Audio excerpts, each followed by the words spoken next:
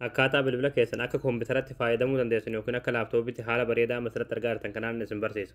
Egaa daawwattoon kiyya bilbila keessan kana guutumaan guututti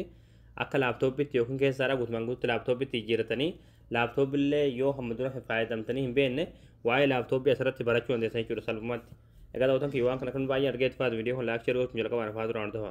Aappii tokko bilbila keessanitti gad buufachuu isin barbaachisa. Aappii kanas gad buufachuudhaaf as Google Chrome keessan galtanii achi booda bakka sarchii irratti tokko kilikni gootu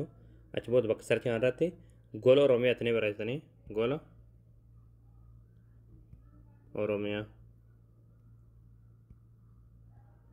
achi booda gola Oromiyaa kajoo jala irratti ni baasirra tura tokko kilikni gootu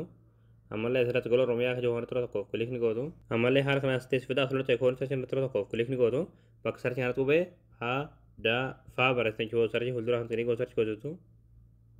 achi booda haala kanaan suuraa kana eegaa suuraa kana tura tokko kilikni gootu achi booda aappii gad buufachuudhaaf suuraa ulfaa gad deemtu ulfaa wanti dhumaati achi booda dhumarratti kan lamadii waan kan barraa aappii as tuqaa buufadhaa akka jalatti daawunlood keessatti daawunlood san tuttaniiti aappii kana bilbila keessatti kan buufatanii egaa daawwattoon kiyya aappii kan buufatanii egaa argaltanii aappiin kun haala kanaan bilbila keessan guutumaan guututti kompiitaratti yookiin ammoo laaptooppiitti isiniif jira jechuudha